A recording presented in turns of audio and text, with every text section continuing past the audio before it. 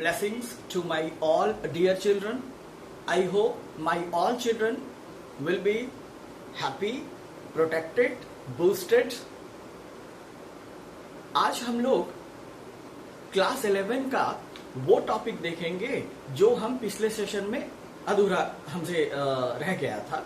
यानी हम देख रहे थे कैरेक्टरिस्टिक्स या distinctive features of living organisms. Okay, यानी लिविंग ऑर्गेनिज्म में वो कौन कौन से फीचर्स होते हैं।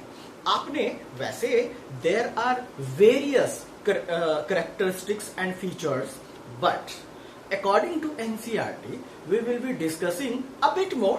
बट हमारा जो फोकस है बेटे, हमारा बेस एनसीईआरटी है। हाँ, उस बेस को आप जितना डीप ले जाएं ये हम लोगों पे डिपेंड करेगा। ओके, तो आपने कहा था कि ग्रोथ जो होते हैं बेटे वो इंट्रिंसिक और एक्सट्रिंसिक होते हैं, है ना। आपने क्या बोला था, जल्दी से एक सेकंड रिपीट कर लेते हैं, फिर हम लोग नेक्स्ट कैरेक्टरिस्टिक्स में जाएंगे। हम डिस्कस कर रहे थे बेटे growth.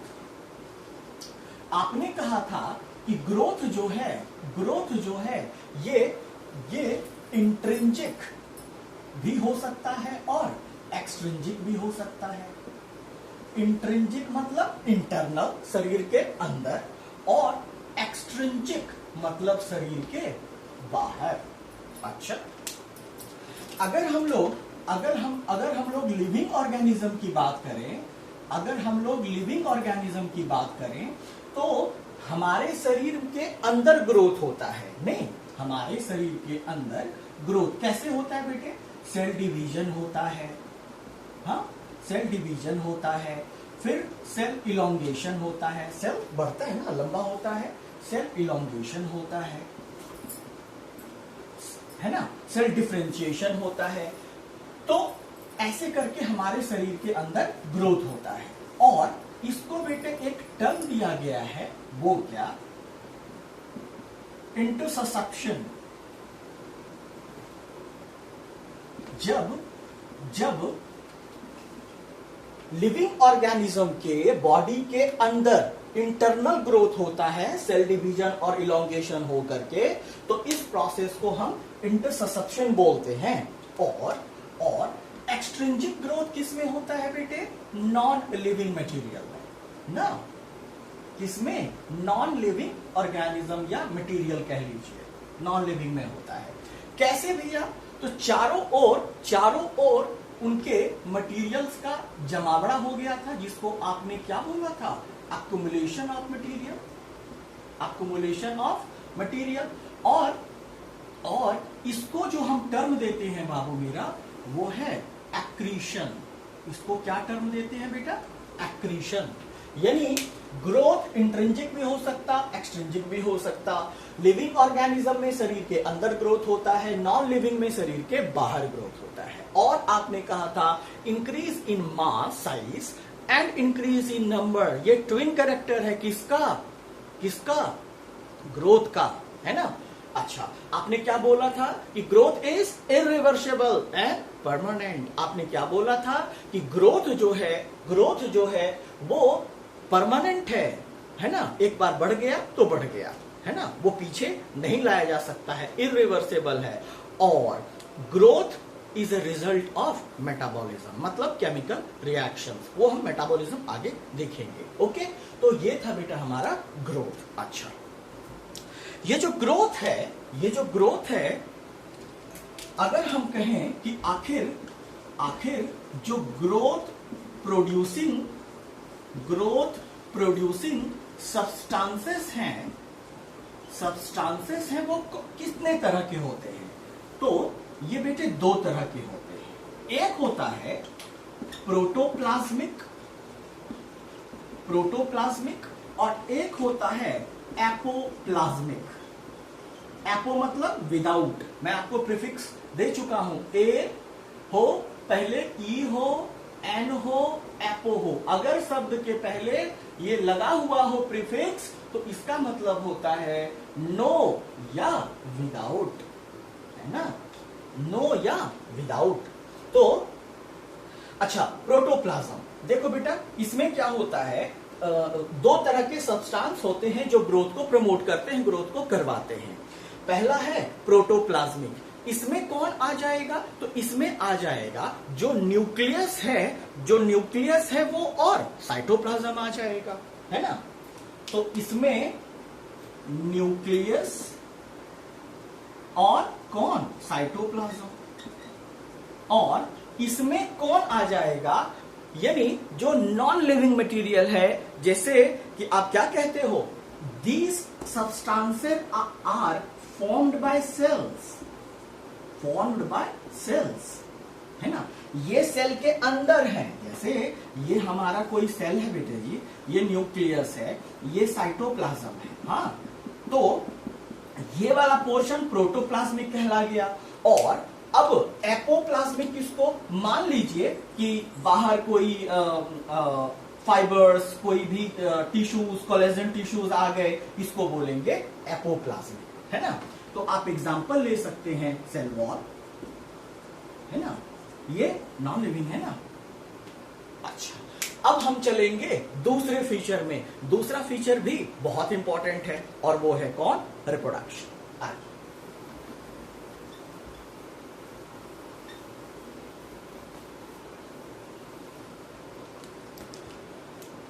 About reproduction, you have already studied various things in class 9th and 10th. बस उसी को आपको थोड़ा सा याद करना है, फिर आपको ये भी समझ आ जाएगा। तो पहला कैरेक्टरिस्टिक जो था हमारा, यानी डिस्टिंक्टिव फीचर या कैरेक्टरिस्टिक ऑफ लिविंग ऑर्गेनिज्म खत्म हुआ। बट फिर मैं कहूंगा कि growth is a defining feature और non defining feature. Non defining feature. अगला reproduction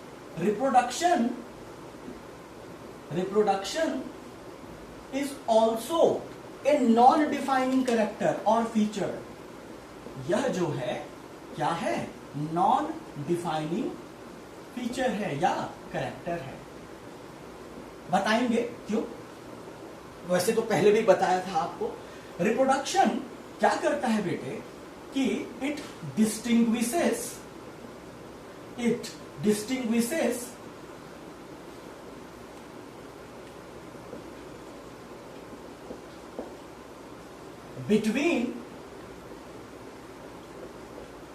between living and non living. हाँ, ये बताएगा हमें रिप्रोडक्शन, यानी लिविंग होगा तो रिप्रोडक्शन करेगा और नहीं होगा तो नहीं करेगा। मतलब फिर से प्रोडक्शन मतलब प्रोजेनी का उत्पत्ति, यानी ऐसा ऑर्गेनिज्म जो अपने ही जैसा प्रोजेनी का निर्माण करता हो, वो है रिप्रोडक्शन। ओके, ये मैं क्या बोला कि रिप्रोडक्शन अंतर जरूर कर देता है लिविंग और नॉन लिविंग में, लेकिन this is not essential for survival of organism. कोई जरूरी नहीं। अरे भाई, मान लो कि जो ऑर्गेनिज्म रिप्रोड्यूस नहीं करना चाहता है, क्या वो लिविंग नहीं होगा? ऐसे जरूरी थोड़ी है कि जीने के लिए रिप्रोड्यूस करना ही पड़ेगा, नहीं। हाँ, अगर स्पेसीज बढ़ाना है, प्रोजेनी लाना है, तब रिप्रोड्यूस करना पड़ेगा। ओके, अच्छा। अब रही बात रिप्रोडक्शन की, तो बाबू मेरा एक बात और याद रखेंगे कि ये रिप्रोडक्शन जो है ये इसेंशियल नहीं है, और कोई भी नॉन लिविंग ऑर्गेनिज्म ना ही रिप्रोड्यूस करता है और ना ही रेप्लिकेट करता है, अपना कॉपी करता है। ओके, अच्छा। हमारे पास दो टाइप के ऑर्गेनिज्म है। कौन कौन? एक यूनिसेल्युलर, एक कोशिकीय ऑर्गेनिज्म, और मल्टी सेल्युलर ऑर्गेनिज्म,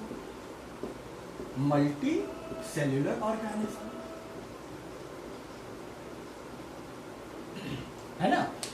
जो यूनिसेल्युलर ऑर्गेनिज्म है बेटे, ये जब सेल डिवीजन करते हैं, माइटोसिस करता है। अच्छा, एक बच्चे क्वेश्चन पूछ रहे थे कि सर मियोसिस समझ में नहीं आया। तो बेटे इसका मतलब है कि आप क्लास 9 10th में सेल डिवीजन नहीं पढ़े हैं। वैसे 2-4 लाइन में मैं आपको यहां बता सकता हूं, बट फिर जब हम साइटोलॉजी स्टार्ट करेंगे तो वहां आपको डिटेल में चैप्टर ही पढ़ना है। इतना याद रखना है कि माइटोसिस, सी लिविंग ऑर्गेनिज्म में सेल डिवीजन कितने प्रकार के होते हैं? 2 प्रकार के, एक माइटोसिस, एक मियोसिस। जो माइटो मतलब होता है वो थ्रेड होता है, स्पिंडल फाइबर बनते हैं, और सिस मतलब फॉर्मेशन होता है। यानी माइटोसिस के फलस्वरूप एक मदर सेल दो डॉटर सेल को जन्म देगा, और दोनों डॉटर सेल में नंबर ऑफ क्रोमोसोम अपने मदर सेल का इक्वल होगा। जबकि मियोसिस में एक मदर सेल से 4 डॉटर सेल्स बनेंगे, क्योंकि 2 स्टेज में होता है, मियोसिस 1 एंड 2।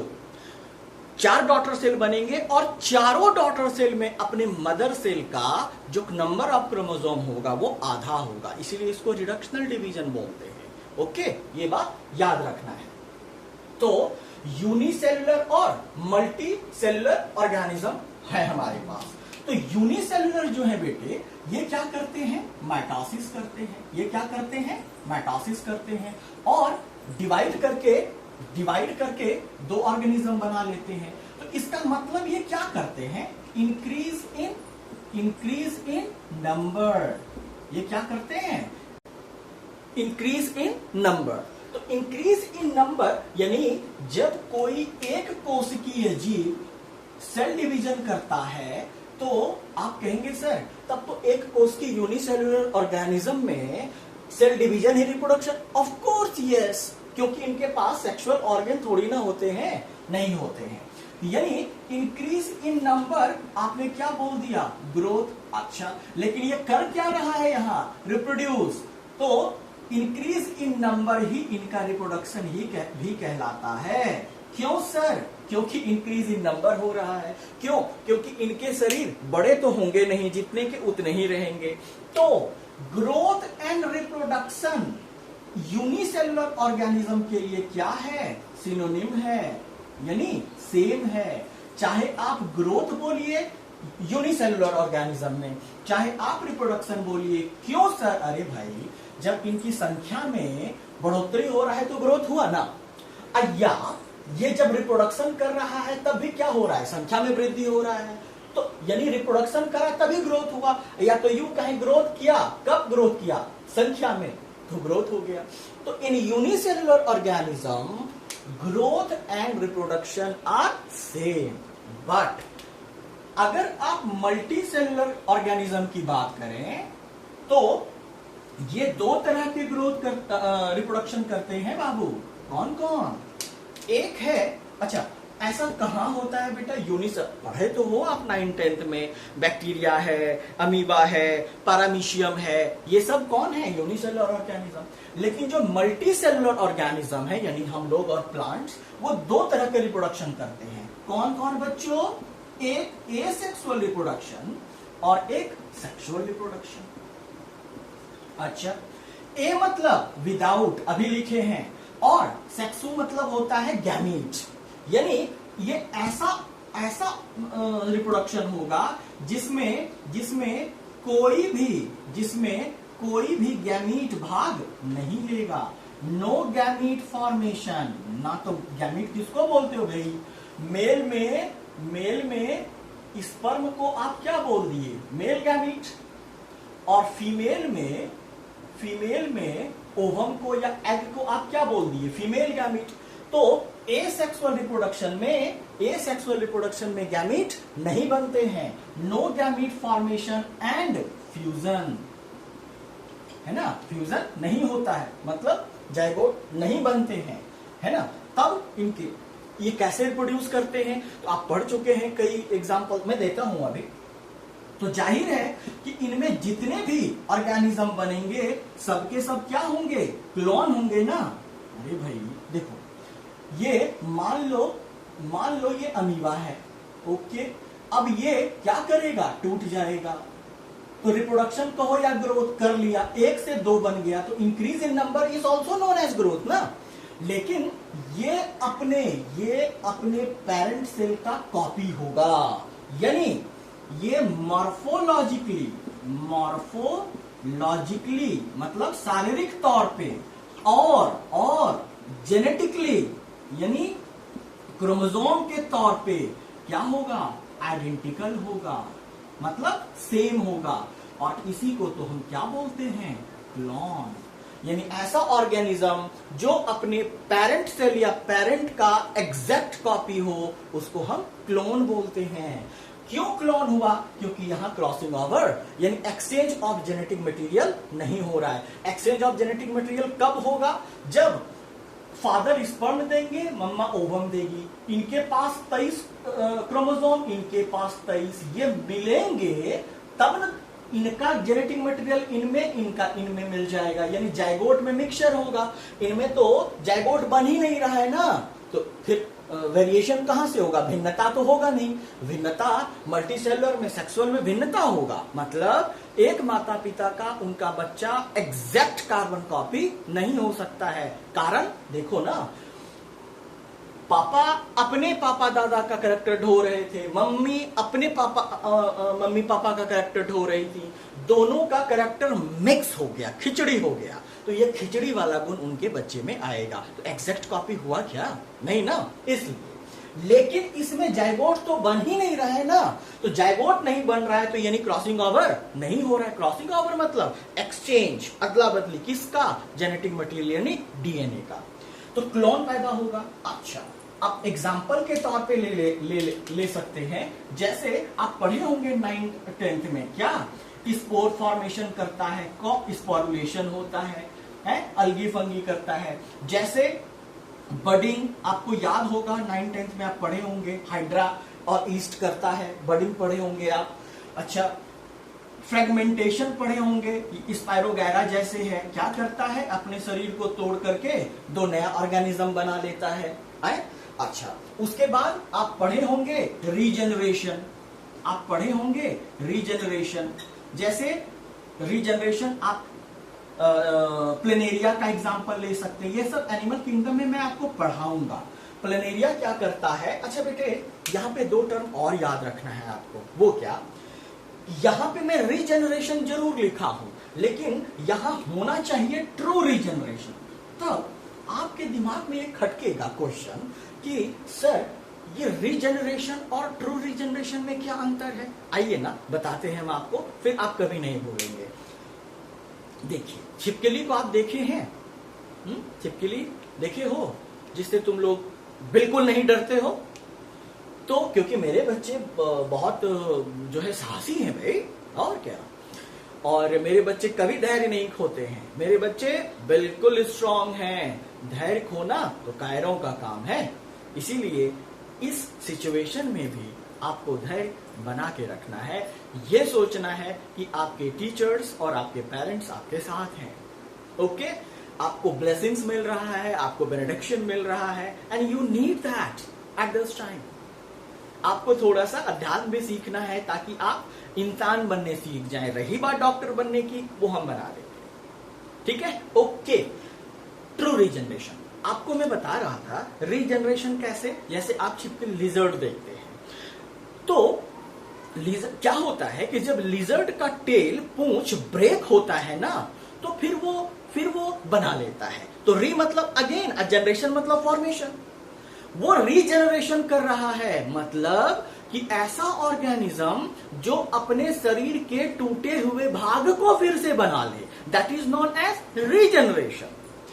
बट ऐसा ऑर्गेनिज्म जो अपने शरीर के किसी टूटे भाग से पूरा का पूरा ऑर्गेनिज्म निर्माण कर ले, नया ऑर्गेनिज्म निर्माण कर ले, this is known as true regeneration. जैसे प्लेनेरिया है ना, जैसे प्लेनेरिया स्पाइरोगैरा वगैरह भी करता है, ये डिटेल में पढ़ाऊंगा आपको। इसको बोलते हैं बेटे ट्रू रीजनरेशन। बट अब दो टर्म दे रहा हूं, इसको गांठ बांध लेना, क्लास 12 में भी बहुत नीड होगा बेटे इसका। क्या? रीजनरेशन जो होता है, मैं क्या बोला, मैं इधर आपको लिख के दे देता हूं, बहुत इंपॉर्टेंट चीज है बेटे, प्लीज याद रखिएगा।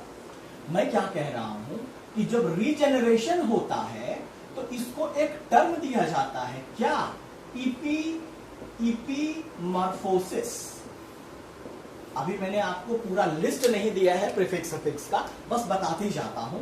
इपी मतलब अबव, मॉर्फो मतलब बॉडी, सिस मतलब फॉर्मेशन, यानी ऐसा ऑर्गेनिज्म जो अपने शरीर के ऊपर कोई भी टुकड़ा जो उनका टूटा है वो फिर से फॉर्म कर ले, सिस मतलब फॉर्मेशन। तो रीजनरेशन का एक और नाम क्या है बेटे? इपीमॉर्फ। अरे आप पूछ चुका है एपीएमटी में क्वेश्चन भाई। अच्छा अच्छा इसका एग्जांपल कौन? लिजर्ड है, स्टारफिश है, ये सब है। ये अपने शरीर के टूटे हुए भाग को रीजनरेट कर सकता है, फॉर्म कर सकता है। हाँ, पूरा ऑर्गेनिज्म नहीं बनाएगा। अरे यार समझो ना, ये छिपकली है, इनका ये पूंछ टूट गया, फिर से ये पूंछ को बना लेगा, तो पूरा ऑर्गेनिज्म तो नहीं बना ना। This is known as what? Kurkure नहीं, रीजनरेशन। व्हाट? रीजनरेशन।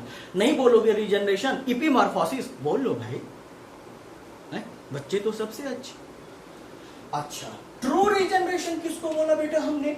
फिर मैं कह रहा हूं, any broken part or any lost part or cell can form whole new organism, that is known as what? True regeneration. True regeneration. याद रखिएगा बाबू, please याद रखिएगा। और इसका एक और टर्म क्या दिया मैंने अभी आपको? मॉर्फालैक्सिस। यही क्वेश्चन पूछ चुका है, मॉर्फालैक्सिस। ओके, मॉर्फा मतलब शरीर, लैक्सिस मतलब फॉर्मेशन, पूरा का पूरा शरीर फॉर्म कर लेगा, मतलब न्यू ऑर्गेनिज्म फॉर्म कर लेगा। इसको क्या बोलेंगे बेटे? True regeneration. तो यहां हम ट्रू रीजनरेशन की बात कर रहे हैं। ओके, अच्छा अब ये तो था बेटे एसेक्सुअल रिप्रोडक्शन। सेक्सुअल रिप्रोडक्शन में क्या होता है कि गैमीट का भी फॉर्मेशन होता है, formation of gamete and fusion of gamete, यानी गैमीट बनेंगे भी और फ्यूज होंगे और जाइगोट भी बनाएंगे और क्रॉसिंग ओवर भी होगा। और यही रीजन है कि सेक्सुअल रिप्रोडक्शन के फलस्वरूप जो प्रोजेनी बनेगा, ऑफस्प्रिंग बनेगा, बच्चे बनेंगे, वो क्लोन नहीं हो सकता। कारण क्रॉसिंग ओवर, है ना? कारण कौन? Crossing over. ये बात याद रखना है आपको। चलिए, तो ये था बेटा आपका रिप्रोडक्शन। तो रिप्रोडक्शन क्या है? ये नॉन लिविंग ऑर्गेनिज्म नहीं कर सकते हैं। बट एक चीज और जान लीजिए, व्हाई वी डिड से रिप्रोडक्शन ए नॉन डिफाइनिंग फीचर। आइए डिस्कस करते हैं।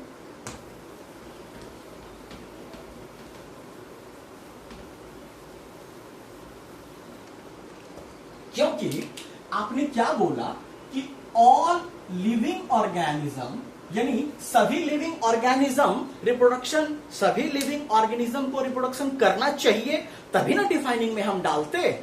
लेकिन आप एग्जांपल ले लें, आपने क्या बोला कि reproduction is a non defining feature, यानी इसके एक्सेप्शन हैं। कैसे? तो मैंने बोला था आपको कि ऑल लिविंग ऑर्गेनिज्म को करना चाहिए रिप्रोडक्शन, जरूरी है अगर उनको डिफाइनिंग में आना है। लेकिन क्या जो स्टेराइल कपल होते हैं, यानी जो नपुंसक होते हैं, क्या वो रिप्रोडक्शन कर सकते? बिल्कुल नहीं कर सकते। अच्छा, क्या जो म्यूल है, यानी ये हॉर्स प्लस एस, जिसको तुम गधा बोलते हो, ये जब रिप्रोड्यूस करते हैं तो क्या पैदा होता है? म्यूल। ये म्यूल क्या होता है? स्टेराइल, यानी ये अपना प्रोजेनी आगे नहीं बढ़ा सकता।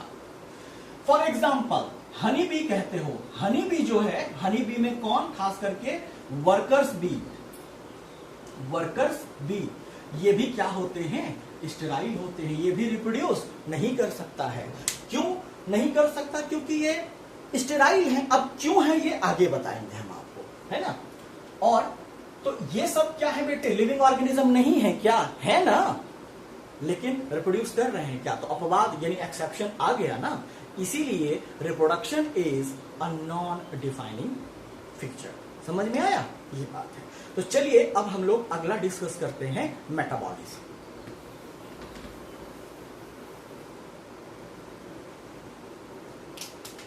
अगला फीचर है बेटे हमारा मेटाबॉलिज्म। बहुत इंपॉर्टेंट है। This is the most important defining feature. हमारा नॉन डिफाइनिंग फीचर खत्म हो गया, अब हम लोग डिफाइनिंग फीचर की ओर चल रहे हैं। यानी मेटाबॉलिज्म नॉन लिविंग ऑर्गेनिज्म नहीं कर सकता। Metabolism is the most important and necessary defining feature of any living organism. No non-living organisms do metabolism, है ना। अच्छा, मेटाबॉलिज्म कहते किसको है हम लोग? तो sum total of all chemical reactions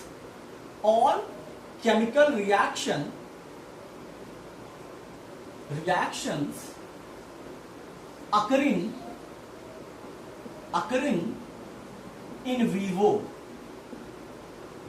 आप समझिए इन विवो क्या है। तो अगर कोई केमिकल रिएक्शन या कोई भी प्रोसेस हमारे शरीर के अंदर होता है तो उसको बोलते हैं इन विवो, लैटिन टर्म है। और अगर कोई केमिकल रिएक्शन शरीर के बाहर होता है तो उसको बोलते हैं इन विट्रो। याद रखिएगा, पूरा बायोलॉजी हम ये दो टर्म यूज करेंगे, एक इन विट्रो, एक इन विवो। अगर शरीर के अंदर होगा तो इन विवो, अगर शरीर के बाहर होगा तो इन विट्रो। आप ऐसे समझे ना, जैसे जाइगोट यानी जब मेल और फीमेल गैमेट मिलते हैं तो कहां मिलते हैं? फीमेल के फैलोपियन ट्यूब में मिलते हैं। यानी वो जो प्रोसेस हो रहा है वो शरीर के अंदर हो रहा है, तो वो कैसा फर्टिलाइजेशन होगा? इन विट्रो के इन विवो? बोलो, इन विवो होगा। लेकिन आप टेस्ट ट्यूब बेबी का नाम सुने होंगे, तो क्या करते हैं? एक टेस्ट ट्यूब लेते हैं और फीमेल का ओवम और मेल का स्पर्म लेते हैं और फर्टिलाइजेशन। वो कैसा फर्टिलाइजेशन है? इन विवो की इन विट्रो? वो इन विट्रो है। समझ में आया? तो हमारे शरीर के अंदर होने वाले सारे केमिकल रिएक्शंस को हम क्या बोलते हैं बेटे? मेटाबॉलिज्म बोलते हैं। ओके, क्या बोलते हैं? मेटाबॉलिज्म बोलते हैं। अच्छा, ये जो मेटाबॉलिज्म का डेफिनेशन तो आप समझ गए, लेकिन एक बात मैं और आपको बता दूं। क्या आपका एनसीईआरटी एक बात लिखा है क्या? समझिएगा, बहुत इंपॉर्टेंट है ये। Metabolic reactions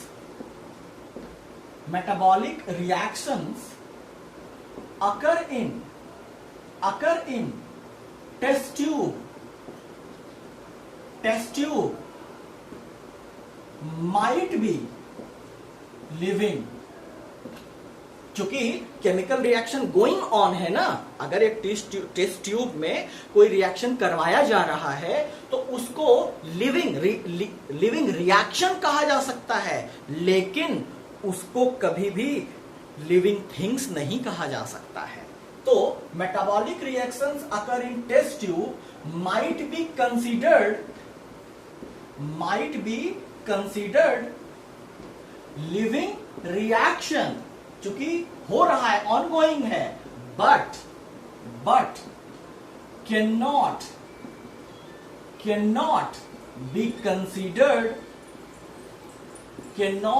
considered as living things. उसको हम सजीव वस्तु के रूप में नहीं ले सकते हैं। हाँ, वो एक लिविंग रिएक्शन हो सकता है बेटे। ओके, ये बात आपको हमेशा याद रखना है। अच्छा, आपको मैं एक और बात बताऊं, ये कि जो मेटाबॉलिज्म है, हमारे शरीर के अंदर जितने भी बायोकेमिकल रिएक्शंस होते हैं, मिलियंस ऑफ केमिकल रिएक्शन होते हैं, उन सभी को मिला करके क्या बोलते हैं? मेटाबॉलिज्म। मेटाबॉलिज्म को बेटे हम दो भाग में बांटते हैं। कौन कौन? तो एक मैं बात बताऊं आपको। एक दिन मेटाबॉलिज्म मेरे घर पे आया। मेटाबॉलिज्म का नंबर है मेरे पास, मैं दूंगा नहीं आपको। मेटाबॉलिज्म घर पे बहुत टेंशन में था बेचारा, बहुत टेंशन में था। सर बहुत बुरा हाल। क्या हुआ बाबू? सर आप तो जानते हैं ना कि मेरा 2 बेटा है। मैं कहा हाँ, ये तो तुम ही बताए थे, एक बार चौक पे मिले थे तो तुम बताए थे कि सर मेरे 2 बेटे हैं। मैं कहा अच्छा तुम्हारे बेटे का नाम क्या है भाई, मैं तो भूल गया हूँ। बोला सर बड़का बेटा तो बहुत अच्छा है। मैं कहा उसका नाम? बोला सर उसका नाम एनाबॉलिज्म है। और छोटका बेटा का क्या नाम है? मैंने बोला मेटाबॉलिज्म को, मैं मेटा भाई बोलता हूं इनको, आप मत बोलिएगा, है ना। मेटाबॉलिज्म के कितने बेटे? 2 बेटे। एक एनाबॉलिज्म जो मेटाबॉलिज्म कहता है कि बहुत अच्छा है, क्यों अभी बताता हूं। और जो छोटका बेटा है उसका नाम है कैटाबॉलिज्म। क्या नाम है छोटका बेटा का? कैटाबॉलिज्म। मैं पूछा, अरे बेटा भाई तुम्हारा ये बेटा अच्छा क्यों है और ये बुरा क्यों है? क्या करें सर, ये तो बहुत बहुत अच्छा है, छोटी छोटी चीजों को मिला करके एक बड़ा चीज बना देता है। मैं कहा ये क्यों बुरा है? क्योंकि ये बड़ी चीजों को तोड़ के छोटा छोटा कर देता है। मतलब कि एनाबॉलिज्म जो है ये कंस्ट्रक्टिव वे में काम करता है, यानी छोटी चीजों को मिला के एक बड़ा चीज बनाकर कंस्ट्रक्शन किया, और ये डिस्ट्रक्टिव वे में वर्क करता है। ओके, तो आज बस इतना ही। नेक्स्ट सेशन में हम लोग इसको आगे और इलैबोरेट करेंगे। Okay, thank you so much.